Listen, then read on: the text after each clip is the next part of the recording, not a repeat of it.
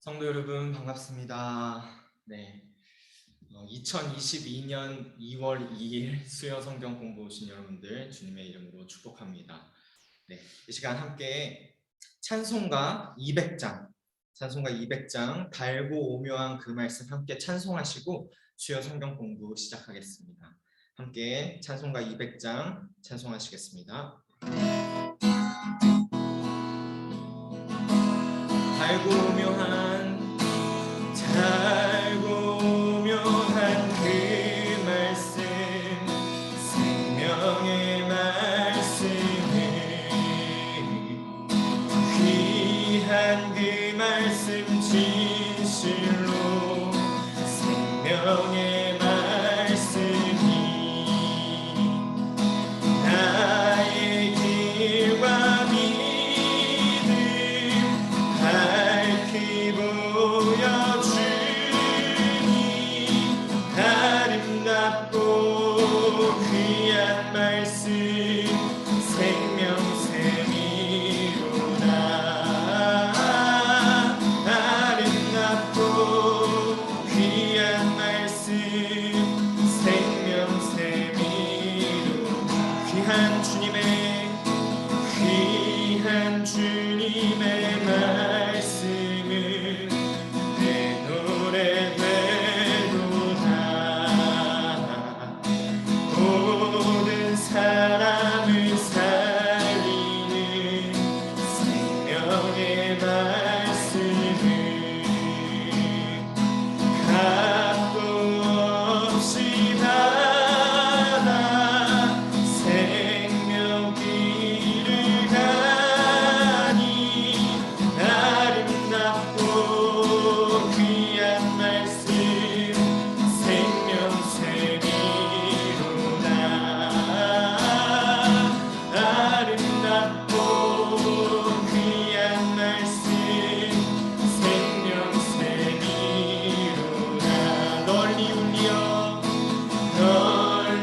울리어 퍼지는 생명의 말씀을 남의 용서와 평안을 골고루 주나니 다만 예수 말씀 듣고 복을 받네. 아름답고 귀한 말씀 생명샘이로다. 아름답고 귀한 말씀 생명샘이로다. 아름답고 귀한 말씀 생명샘이로다. 아름답고 귀한 말씀 생명샘이로다. 아멘.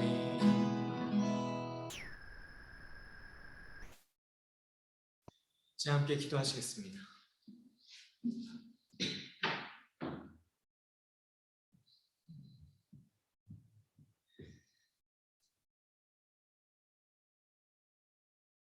놀라운 생명의 말씀과 은혜의 말씀으로 우리를 살리시고 우리 삶을 또한 지탱하여 주시는 주 하나님 아버지 감사합니다.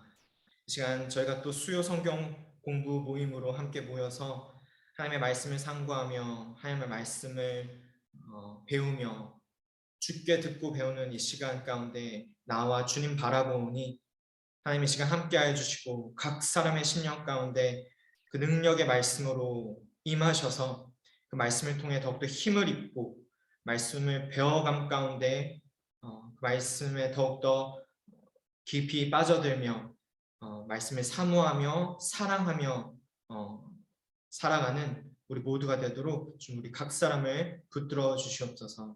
이 시간 온전히 주님께 올려드립니다. 주님 함께 하시며 이 모임을 통하여 주님 홀로 영광 받으시옵소서. 감사하며 예수 그리스도의 이름으로 기도합니다. 아멘. 네, 성도 여러분 반갑습니다. 2월달 수요 성경 공부도 이어서 저희 계속 함께 보고 있는 기신자를 위한 새가족 성경 공부라는 교재를 중심으로 함께 성경 공부를 하고 있습니다. 그래서 지난 한 달간 1월 동안에 우리 신발근 전도사님 통해서 1과부터 4과까지 하나님은 누구신지, 예수님은 누구신지, 성령님은 누구신지, 그리고 그 하나님을 아는 그리스도인의 삶이 어떠한 삶인지를 우리가 살펴봤습니다. 쭉 이 교재를 통해서 배우시는 바와 같이 정말 기신자를 위한 새가족 성경 공부여서 이미 교회를 다니고 이미 믿음이 있는 성도들이 다시 한번 새가족처럼 기본으로 돌아가는 그런 교재인 것 같아요. 그래서 하나님이 누구신지, 예수님이 누구신지, 성령님이 누구신지, 그리스도의 삶이 어떠해야 되는지, 그리고 오늘 이어서 이제 말씀, 성경이란 무엇인지를 이렇게 살펴보는데 사실 교회를 다니면서 그걸 모르는 사람이 어디 있겠어요. 그러나 이런 기본을 우리가 다시 한번 돌아보면서 다시 한번 그 말씀의 기본을 우리가 생각할 때에 기본으로 항상 돌아가자 이런 말이 있잖아요. 그 기본으로 돌아갈 때, 그 기본이 탄탄할 때 더욱더 우리 삶이 더욱더 굳건히 세워져 나아갈 줄로 믿습니다. 그래서 오늘 함께 살펴보는 제5과는 하나님의 말씀인 성경이라는 제목으로 하나님의 말씀, 성경에 대해서 우리가 좀 깊이 들여다보게 되는데 그 5과의 중심되는 핵심 구절인 성경 구절 말씀 디모데후서 3장 16절입니다. 한 절인데요. 우리 각자의 자리에서 우리 함께 읽었으면 좋겠습니다. 디모데후서 3장 16절 말씀 세 번역으로 함께 봉독하겠습니다. 시작. 모든 성경은 하나님의 영감으로 된 것으로서 교훈과 책망과 바르게 함과 의로 교육하기에 유익합니다. 아멘. 네, 여러분, 그래서 오늘 제5과 주제는 하나님의 말씀인 성경입니다. 하나님을 알고 예수님을 알고 성령님을 알고 그 성령님의 도우심을 받아 주님을 바라보며 하나님 아버지를 알아가는 그리스도의 삶이 어떠한지를 우리가 살펴보았는데, 이제 더 깊이 들어가서 기본 중에 기본으로 돌아가 그 그리스도인의 삶이 정말 중심하고 있는 하나님의 말씀이 무엇인지를, 그 말씀이 성경을 통해 또 뭐라 말하는지, 말씀 자체를 말씀이 증언하거든요. 말씀이 진실인지를 어떻게 아느냐? 말씀이 진실됨을 스스로 증명합니다. 하나의 말씀은 스스로 그 말씀 자체가 말씀 자체를 증명하는 능력이 있어서 우리가 말씀을 들여다볼 때 이것이 진리의 말씀인 것을 더욱더 알아가게 되는 것을 알 수 있습니다. 그래서 말씀은 정말 교회가 어떻게 보면 뿌리를 두고 있고 나 각자의 신앙이 뿌리를 두고 있는 것이어서 성경, 이 말씀이라는 것이 뭐 한치라도 틀렸다, 거짓이다 이래버리면 전 세계의 교회 그리고 전 세계의 그리스도인은 다 아마 헛것이 돼야 되는 것일 것입니다. 그만큼 하나님의 말씀, 성경이란 너무나도 중요한 것인데, 그래서 성경은 뭐라 말하는지를 그 기본으로 우리가 더욱더 다시 한번 돌아가며 말씀으로 세워지는 우리가 되었으면 좋겠습니다. 그래서 오늘 교재 그 본문으로 들어가기 전에 몇 가지 제가 질문을 드릴게요. 성도님들 이제 화면을 보고 계시면 그림이 몇 개 나올 텐데 이게 사실 청소년부에서 한 건데, 요즘 이 아이들 사이에 요즘 이제 되게 유행하고 있는 게임 중에 밸런스 게임이라고 있습니다. 아시는 분들도 계실 텐데 되게 좀 극과 극을 이렇게 보여주면서 선택을 하는 거예요. 몇 가지 선택을 하면서 우리가 한 가지 생각해 봤으면 좋겠습니다. 먼저 여름과 겨울 중에 뭐가 좋으신가요? 각자 마음속으로 한번 생각해 보시면 좋을 것 같아요. 그리고 산 혹은 바다 뭐가 좋으신가요? 물론 베를린에는 산도 없고 바다도 없지만, 네, 산을 더 좋아하는 사람이 있고 바다를 더 좋아하는 사람이 있죠. 지금 이 밸런스 게임이라는 거는 둘 중에 반드시 하나를 골라야 된다면 뭘 골라야 되는지를 보는 것입니다. 그리고 짜장과 짬뽕, 그리고 정말 희대의 정말 그 밸런스 게임으로 갈리는 삼겹살 치킨이 있고, 또 마지막으로는 부먹과 찍먹이 있습니다. 부먹과 찍먹, 여러분은 어느 쪽 파이신가요? 네. 자, 이런 간단한 밸런스 게임을 한 이유는, 여러분, 인생은 선택의 연속이기 때문에 그렇습니다. 이런 말을 많이 하죠. 그리고 많이들 알고 있는데, 인생은 선택의 연속입니다. 그래서 이런 말도 있거든요. 인생이란 A, B, C, D, E라는 알파벳이 있을 때 인생이란 B와 D 사이의 C다. birth와 death 사이의 choice다. 인생은 뭔가 선택의 연속이기 때문에 이런 말들이 나오곤 하는데, 여러분 어떻게 생각하시나요? 부먹과 찍먹 중에 뭔가를 선택할 때에도 그 선택을 선택하게 하는 그 원동력이 있다면 그것이 무엇인가요? 부먹과 찍먹을 본다면은 맛이 기준이 되는 거죠. 뭔가를 선택을 할 때 가장 필요한 것은 기준입니다. 물론 부먹과 찍먹은 그냥 기분에 따라 막 선택할 수 있겠지만, 인생의 중요한 결혼이라든지 직장이라든지 이사를 한다든지 교회를 정한다든지 하는 중요한 가정 안에서의 중요한 결정들을 할 때에는 기분이 아니라 기준을 따라 결정을 해야 되죠. 근데 기준이 너무나도 중요합니다. 인생은 선택의 연속인데 선택에 있어서 가장 중요한 것은 기준이다라는 것입니다. 아주 중요한 선택을 두고 내 기분에 따라 선택을 해버린다면 결국 그 인생은 후회하게 되는 인생이 되고 맙니다. 그리스도인들에게 있어서 그리스도인의 인생에 많은 선택이 있다면 그 선택의 가장 중심되는 가장 중요한 기준이 무엇이냐라고 한다면 그것이 바로 하나님의 말씀이라는 것을 우리가 잘 알고 있습니다. 그 캥거루 사진이 지금 갑자기 나오는데 여기 이런 이야기가 있어요. 동물원에 캥거루가 있었습니다. 그런데 그 캥거루가 있는 그 펜스 안에 캥거루가 살고 있었는데 맨날 하루하루 지날 때마다 캥거루가 그 담벼락 바깥으로 나와 있더라는 거예요. 그래서 그 동물원 주인이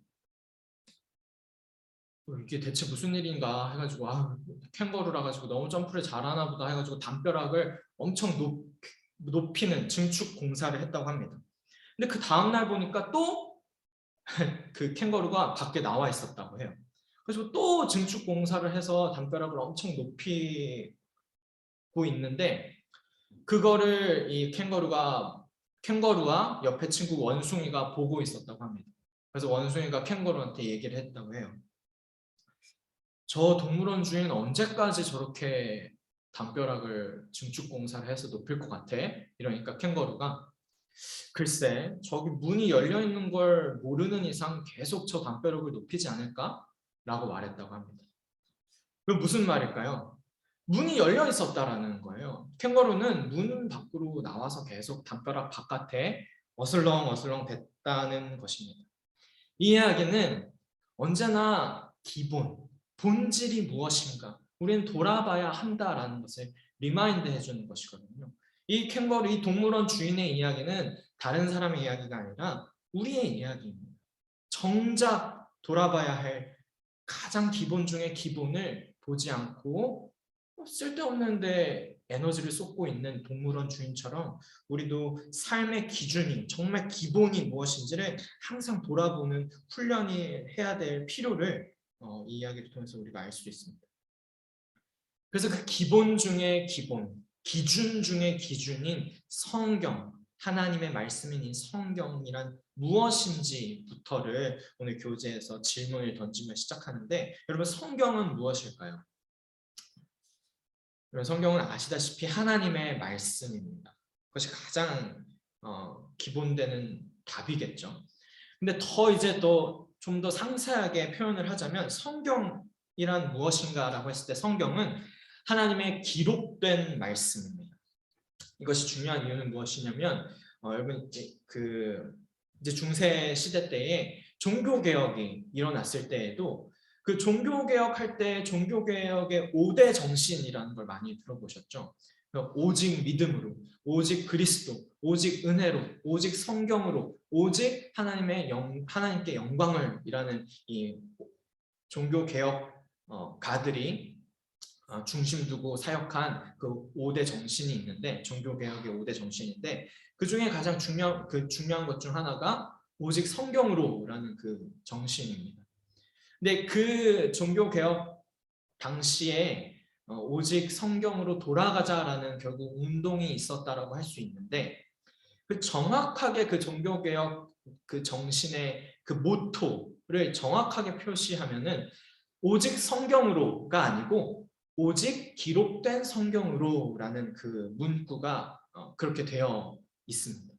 그러니까 sola scriptura라고 많이 이제 얘기를 하는데 정확히는 sola scripta scriptura라고 한다는 거예요. 그러니까 오직 기록된 성경으로, 이 정경으로서 우리에게 주어진 구약 39권, 신약 27권, 총 66권의 이 정경이 우리의 정말 기준 중의 기준이다. 이 기록된 성경으로 돌아가자. 완성된 계시로서 우리에게 주어진 이 말씀이 우리 삶의 분명한 기준이 된다라고 외쳤다라는 것입니다. 그래서 하나님의 말씀은 그 성경은 하나님의 기록된 말씀이라는 것을 우리가 기억했으면 좋겠습니다.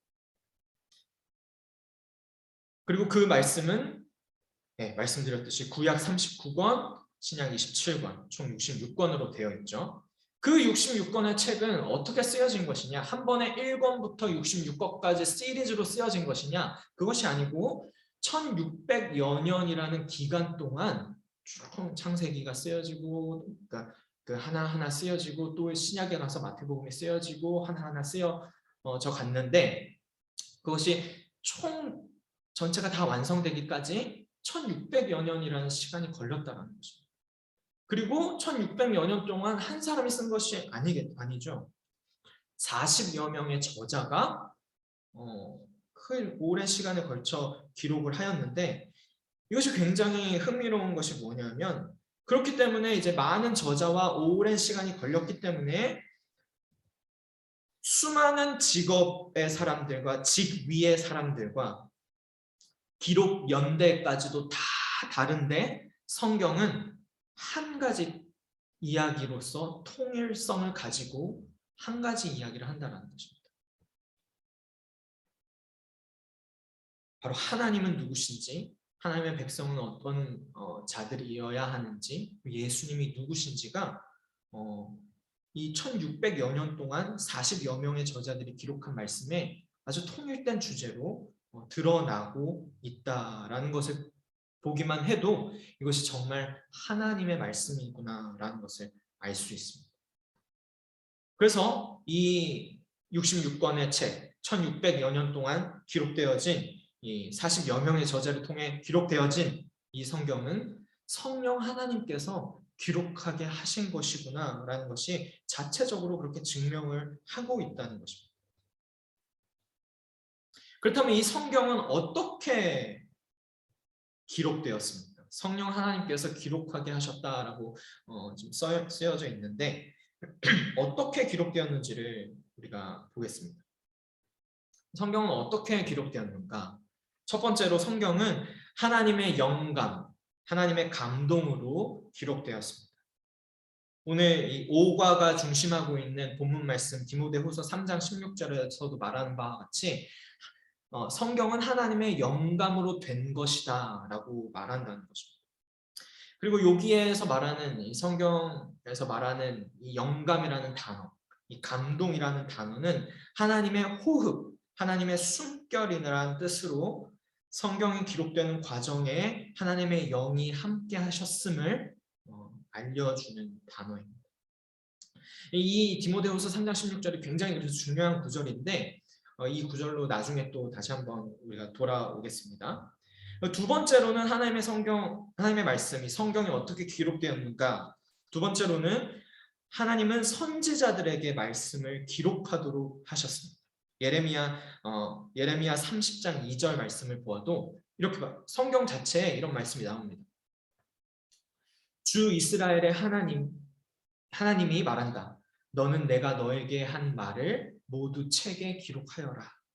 예레미야서에서는 예레미야에게 이렇게 말씀하시고 또 출애굽기 17장 14절을 보면 모세에게 또 내가 하는 말을 기록하라라는 말씀들이 나오는 거죠. 그래서 하나님께서는 선지자들에게 말씀을 기록하도록 이렇게 하셨습니다. 그리고 또 성경은 어떻게 기록되었습니까? 세 번째로 성경은 성령의 감동을 입은 사람들이 성령의 감동을 받아서 하나님께 받아 기록하였다고 말하고 있습니다. 근데 여기서 우리가 기억해야 될 바가 있습니다. 이것은 무엇이냐면 그 선지자들이나 이제 성경의 사도들이나 성령의 감동을 입어서 이제 성경을 기록하였다라고 말할 때 흔히들 그냥 마치 성령이 이 사람을 펜으로 딱 붙들고 로봇처럼 막 쓰게 써내려 가게 했다라고 이해하는 경우가 있었습니다. 그래서 그런 것을 기계적 영감을 받아 썼다라고 해가지고 기계적으로 자기 의지나 생각이나 성격이 전혀 반영되지 않고 정말 뭐에 홀린 듯이 그냥 로봇처럼 하나님의 손에 붙들려서 성경을 기록하였다라고 오해하는 경우들이 있는데 그렇지 않다는 것을 우리는 기억해야 합니다. 정확히는 신학적으로 유기적 영감을 말하는 그 감동으로서 영감을 입고 저자들이 쓴 것이지 기계적 영감이 아니다라는 것을 우리가 알았으면 좋겠습니다. 그러니까 유기적 영감이 있다라는 말은 무슨 말이냐면 성경을 보셔도 하나님께서는 성경을 기록하게 하시는 그 저자들을 사용하셔서 성경을 기록하시는데 기계적으로 그 사람들을 로봇처럼 해서 쓰시는 것이 아니라 그 저자의 성격과 그 저자가 처해 있는 상황과 문화와 그 글 쓰는 스타일까지도 하나님께서 사용하셔서 어떻게 보면 그 저자와 함께 쓰셨다라고 할 정도로 유기적으로 영감을 받아 그 저자들이 기록하였다라는 것을 볼 수 있는 것입니다. 우리가 성령의 충만함을 받아서 우리가 스스로 삶을 살아가는데 성령의 충만함을 받아 살아가는 것처럼 이 성경이 기록될 당시에 성경의 저자들은 정말로 충만한 성령의 충만함을 받아 성령의 감동을 입어서 그들의 성격과 그 문화와 상황 가운데 그들이 하나님께서 주시는 감동을 따라 성경을 기록했다라는 것입니다. 그래서 유기적 영감이고 또 두 번째로는 완전 영감 혹은 축자 영감 혹은 또 부분 영감이라는 것이 이제 화면에 보이실 텐데 이것만 딱 분명히 기억하시면 좋을 것 같습니다. 사실 유기적 영감과 기계적 영감과 또 다른 부류도 많이 있지만 가장 크게 이제 기계적 영감, 유기적 영감 중에 유기적 영감이 맞다라는 사실과 그리고 완전 축자 영감이 있고 부분 영감이 있을 때에 우리가 믿는 바는 무엇인가? 우리가 믿는 바는 완전 영감 혹은 축자 영감이다라는 것을 기억했으면 좋겠습니다. 그것은 무슨 말이냐면 하나님께서 하나님의 말씀이 하나님의 영감으로 되게 하셨는데 어느 부분은 조금 영감이 되고 어느 부분은 좀 덜 영감이 됐다. 그래서 어떤 부분에서는 성경에 좀 틀릴 수도 있다. 왜냐하면 저자가 또 그 저자가 또 사람이 쓴 거기 때문에 실수가 있고 오류가 있을 수 있다라고 얘기하는 것이 부분 영감입니다. 그러나 성경 말씀에 하나님께서는 그 글자 하나도 땅에 그 하나님께서 말씀하신 말씀 그 한 글자도 땅에 떨어지지 하나님의 약속의 말씀은 하나도 땅에 떨어지지 않는다라는 말씀으로써 완전 영감되어서 축자 영감되어서 하나님의 말씀에는 전혀 오류가 없다. 하나님의 말씀은 무오하다라는 것을 우리의 신앙 고백으로서 우리는 믿는 바라는 것입니다. 그래서 유기적 영감, 기계적 영감이라고 하면은 이 영감, 어떻게 하나님의 말씀이 영감되었는지에 대한 그 영감의 성질을 보는 것이라고 하면, 이제 축자 영감이냐 부분 영감이냐라고 했을 때는 이것은 그 영감이 어느 정도까지 영감된 것이냐, 영감의 범위를 말하는 것입니다. 그래서 우리가 믿는 바는 유기적 영감이고 축자 영감이다라는 것을 우리가 기억했으면 좋겠습니다. 자, 그렇다면 여러분, 성경은 왜 기록되었을까요? 이제 성경은 왜 기록되었는가를 교재를 통해서 보시면, 첫 번째로는 성경은 예수님이 하나님의 아들이심을 믿게 하고 또 구원을 얻게 하기 위해 기록되었다는 것입니다. 그러니까 요한복음 20장 31절에 우리가 생명을 얻게 하기 위해 하나님께서 말씀하셨다라고 되어 있습니다. 그리고 두 번째로는 죄송합니다. 네. 두 번째로는 성경은 하나님이 누구신지를 알게 하기 위해 기록되었습니다. 하나님의 말씀이기 때문에 하나님의 말씀을 통해 우리는 하나님을 정말 알 수 있다는 것이죠. 그리고 세 번째로는 우리들을 하나님의 사람으로 온전하게 하고 선한 일을 행할 수 있게 하는 능력이 이 말씀에 있기 때문에, 말씀을 통해서 우리는 하나님을 알 뿐만이 아니라 우리가 그 하나님을 아는 지식을 통해 내가 변화될 수 있다는 것을 보여주는 것입니다. 그렇다면 성경은 우리에게 어떤 유익을 주나요?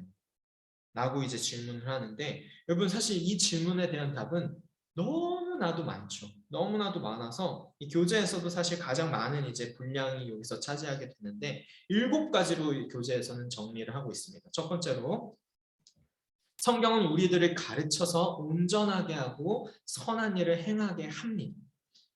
그렇게 하는 능력 자체가 이 말씀에 있다라는 것입니다. 그리고 두 번째로는 주의 말씀은 우리 마음에 기쁨과 즐거움을 줍니다. 그리고 세 번째로는 주의 말씀은 우리로 하여금 하나님을 의뢰하게 한다는 것입니다. 여러분, 우리가 믿음이 연약해지고 신앙생활을 잘하고 싶은데, 하나님을 잘 믿고 싶은데 우리는 믿음이 연약할 때가 많잖아요. 염려가 들고 걱정이 들고 할 때마다 우리의 믿음을 세우는 것은 오직 이 말씀밖에 없다는 것입니다. 이 말씀이 정말 실제로 내 믿음을 세우기 때문에 하나님을 의뢰하게 하는 능력이 이 말씀에 있다라는 것을 말씀 자체가 그렇게 증언해주고 있습니다. 그리고 네 번째로는 주의 말씀은 우리들의 행실을 깨끗하게 합니다. 우리가 선하게 하나님의 말씀을 따라 죄에서 멀어져 살아가기 원하는데, 그렇게 죄에서 멀어져 살게 하는 능력이 말씀에 또한 있다라는 것입니다. 그리고 또한 다섯 번째로는 하나님께서 주의 말씀을 통해 사랑하는 자들에게 평안을 주신다라는 것입니다. 여섯 번째는 성경이 우리에게 주는 유익, 그 여섯 번째는 우리들로 하여금 길을 인도하는 빛을 따라 걸을 수 있도록 말씀을 통해 하나님께서 인도하여 주십니다. 그리고 마지막으로 주의 말씀은 우리로 하여금 주님을 경외하게 합니다.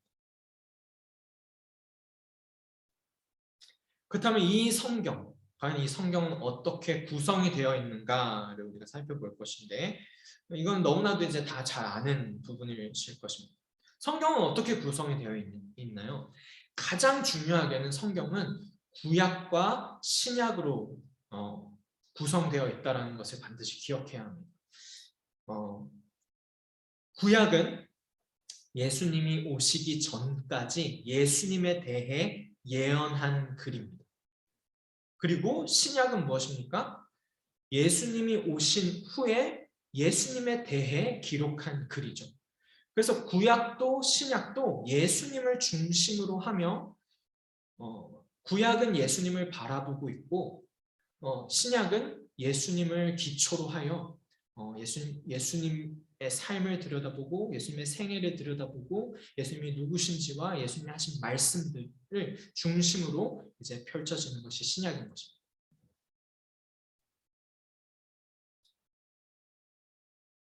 그래서 구약이 신약을 바라보고 있다면 신약은 구약에 근거하고 있기 때문에 구약과 신약은 연결이 된다라는, 구약 신약으로 와서 이제 새 것이니까 옛 것은 그냥 다 무시할 그런 것이 아니라는 것입니다.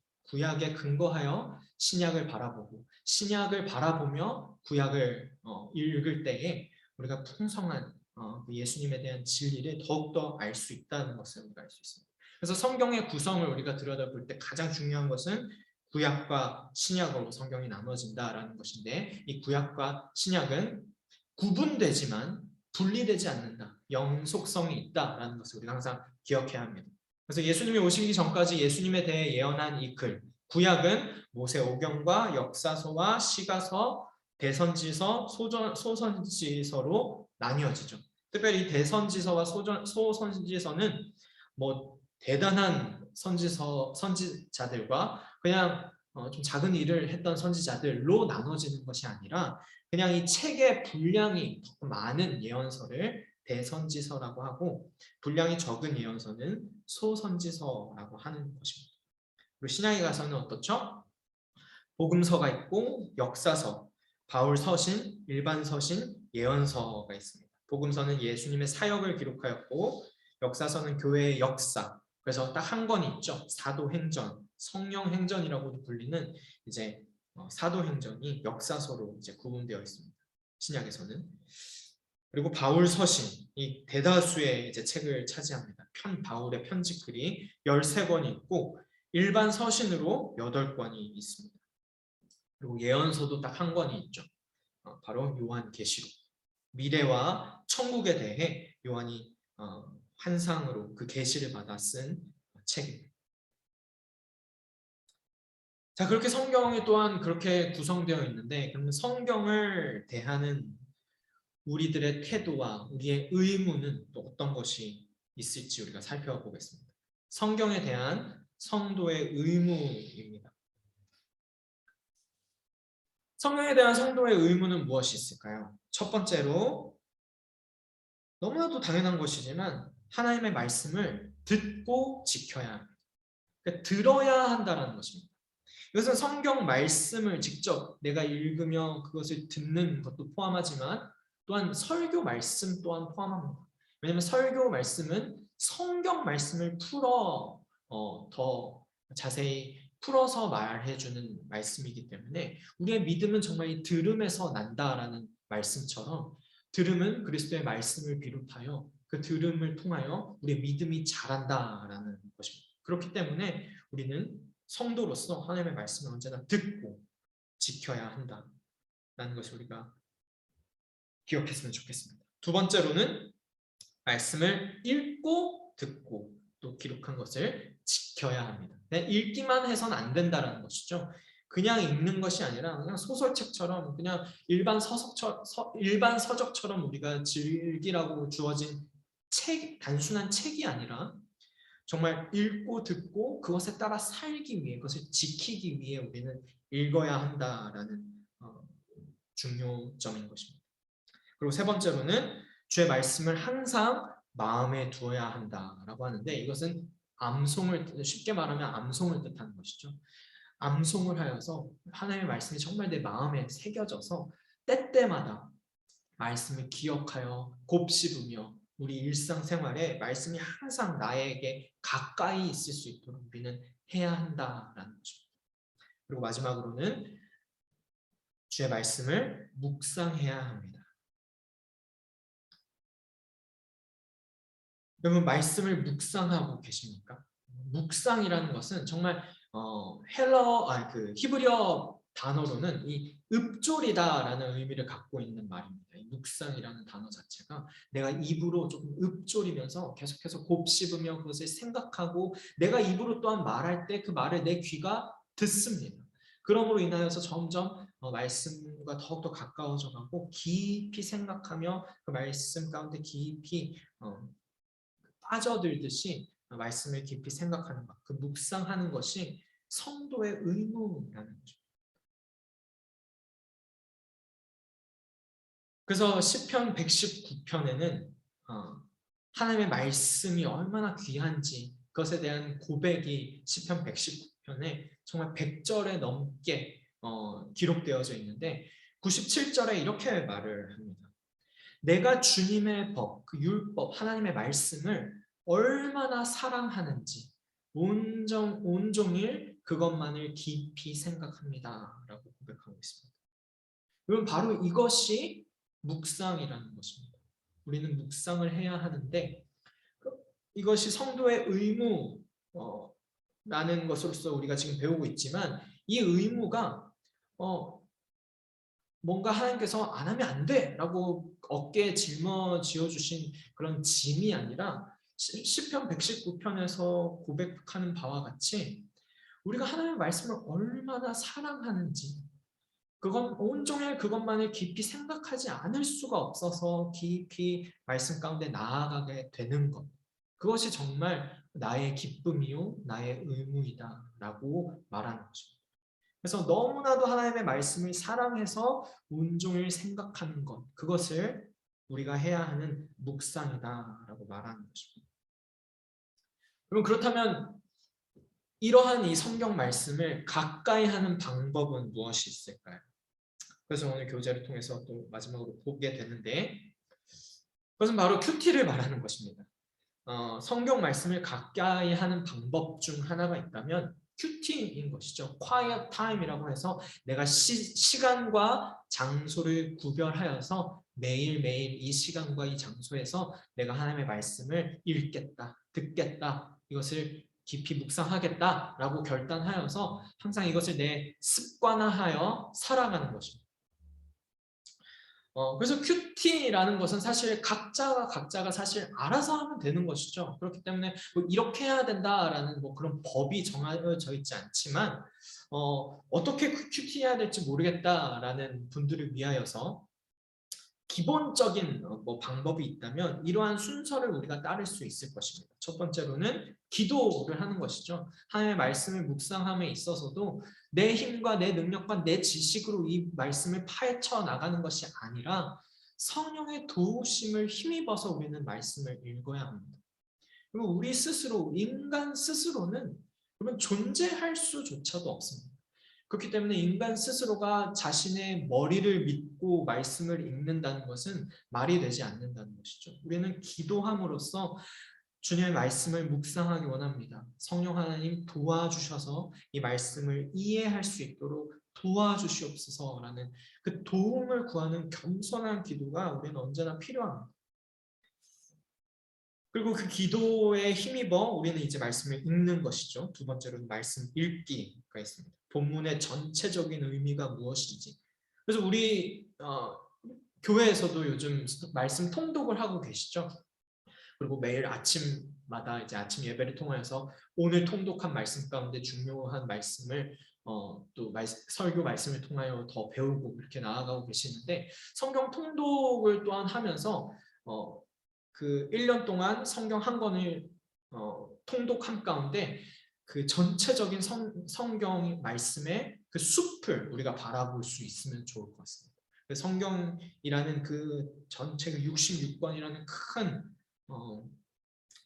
대서사시와 같은 그 말씀의 숲을 바라보며 또한 한 장 한 장 또 내가 큐티 생활 가운데 한 장 한 장 깊이 묵상할 때 또 나무를 깊이 바라보며 그래서 숲과 나무를 함께 바라보는 것이 이 말씀 읽기를 통해서 이루어져 가면 좋을 것 같습니다.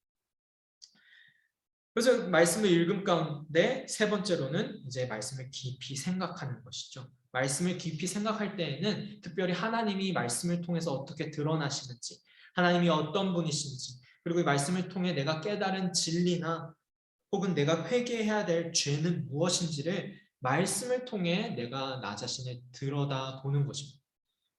그 말씀이 내 마음을 조명한다라고 하죠. 그래서 하나님이 어떤 분이신지, 내가 깨달은 진리는 무엇인지, 회개해야 될 것은 무엇인지를 말씀을 통해 들여다보는 것입니다. 그리고 오늘을 살아야 할 나에게 주는 교훈은 무엇인지를 또 생각해 볼 수 있을 것입니다. 그렇게 하고 끝이 아니라 더 중요한 부분이 있죠. 큐티 안에는 적용이라는 부분이 있습니다. 삶의 실천한 말씀을 찾아서 기록하고 정말 실천하는 것입니다.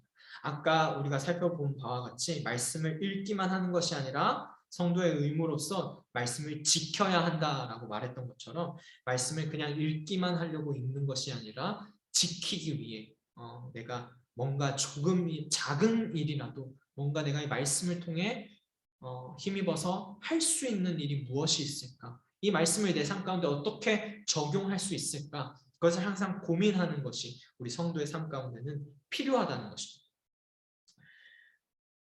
그래서 거기까지 우리가 생각하고 적용할 것을 우리가 들여다보았다면 이제 마지막으로 기도로 그 말씀을 통해 주신 은혜에 감사하며 말씀을 실천할 수 있는 힘을 달라고 우리가 또한 간구해야 될 것입니다.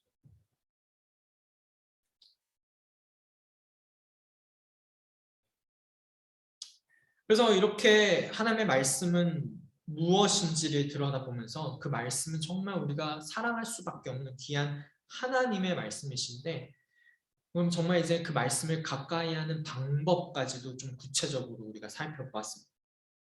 근데 여러분 사실 이거를 모르시는 분들은 없죠. 기도하고 말씀을 읽고 깊이 생각해서 하나님이 어떤 분인지 내가 해야 될 것은 무엇인지 그리고 어떻게 그 말씀을 실천할 수 있을지 해서 실천까지 하는 것 그렇게 말씀을 지켜 살아가야 한다라는 것을 모르는 사람은 없습니다.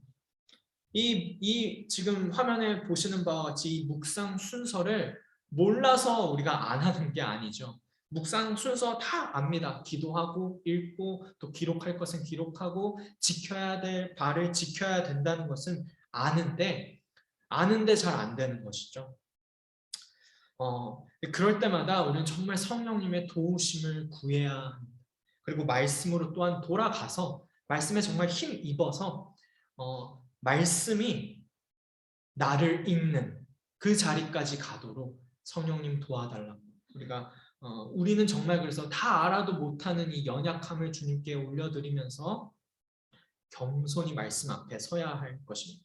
그래서 오늘 이 5과가 중심하고 있는 본문 말씀 디모데후서 3장 16절로 이제 마지막으로 한 번 더 돌아가서 말씀을 살펴보시면 디모데후서 3장 16절에 이렇게 되어 있는 것입니다. 우리가 연약하여서 묵상 순서를 알지만 말씀을 읽어야 되고 지켜야 되는 것을 알지만 잘 못하는 경우가 있을 때에 정말 다시 한번 말씀으로 돌아가고 성령님의 도우심을 구해야 되는데 그렇게 나아갈 때 정말 내가 말씀 가운데 진짜 이제 나아갈 수 있게 되는 이유가 무엇이냐면 성경에 이렇게 말하기 때문입니다. 모든 성경은 하나님의 영감으로 된 것으로서 교훈과 책망과 바르게 함과 의로 교육하기에 유익합니다. 라고 말하고 있습니다. 그러니까 모든 성경은 하나님의 영감으로 된 것으로서 우리를 교훈하고 책망하고 바르게 한다라는 것입니다. 말씀이 그렇게 우리를 변화하게 합니다. 그렇기 때문에 우리는 우리 자신을 말씀 가운데 계속해서 노출시키고 그 은혜의 자리로 나아가는 것이 너무나도 중요하다는 것을 우리가 알 수 있는데 이 말씀 가운데 더 놀라운 부분은 사실 이 하나님의 영감으로 된 것이다 라는 이 말입니다. 여러분 하나님의 말씀, 이 성경이 하나님의 영감으로 된 것이다 라고 말을 합니다. 그리고 오늘 이 5가 첫 부분에서부터 우리가 살펴봤듯이 이 하나님의 영감이라는 단어는 감동이라는 단어로서 하나님의 호흡, 숨결을 뜻하는 단어라고 했죠. 근데 여러분 정말 그럼 한 번 더 생각해 보시면 모든 성경이 하나님의 영감으로 된 것이라고 하는데 여러분 이 세상에 이 우주 만물 가운데 하나님의 영감으로 된 것이 하나 더 있습니다. 그것이 바로 사람입니다. 여러분 모든 성경은 하나님의 영감으로 된 것으로서 라고 디모데후서 3장 16절에서 말하는데 하나님의 영감으로 된 것이 하나 더 있다는 것입니다. 그것이 바로 저와 여러분. 창세기 2장 7절을 보시면 이렇게 말씀하시죠. 주 하나님이 땅에 흙으로 사람을 지으시고 그의 코에 생명의 기운을 불어넣으시니 사람이 생명체가 되었다는 거죠. 여기서 생명의 기운을 불어넣으셨다라는 것이 무엇입니까? 하나님의 호흡, 하나님의 숨결이 불어넣어졌다라는 의미거든요. 모든 성경이 하나님의 영감으로 된 것처럼 유일하게 God breathed, 하나님의 숨결로서 창조된 것이 하나 더 있습니다. 그것이 바로 사람입니다. 우리는 바로 하나님의 호흡이 불어넣어짐으로써 창조되었습니다. 여러분, 그래서 하나님의 말씀이 내 인생의 가장 중요한 기준이 되는 이유는 내가 창조된 것과 같이 성경도 하나님의 영감으로 되었기 때문입니다. 그래서 성경이 나에게 말을 하는 것이죠. 성경이 나에게 말을 합니다. 그리고 성경이 나를 사랑합니다. 그렇게 성경은 나와 아주 긴밀한 관계 가운데 있다라는 것입니다. 그래서 말씀이 궁극적으로 우리의 길을 인도하며 선한 목자이신 예수님에게로 눈을 돌리게 해주는 것입니다. 그래서 말씀은 살아있고 운동력이 있다라고 말을 합니다. 이 우주 만물 가운데 유일하게 하나님의 영감으로 된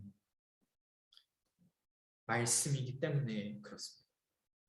사람과 같이 사람도 그렇게 하나님의 영감으로 창조되었고 말씀도 하나님의 영감으로 되었다라고 해서 살아있고 운동력 있는 그 말씀으로 우리 마음을, 나를 움직이시고 걸음이 인도하시고 우리를 변화시켜 주십니다. 언제나 그 말씀으로, 그 본질로, 그 기본으로 돌아가서 말씀과 깊은 관계 가운데 살아가는 우리 모두가 되길 간절히 기도합니다. 이 시간 함께 기도하시겠습니다.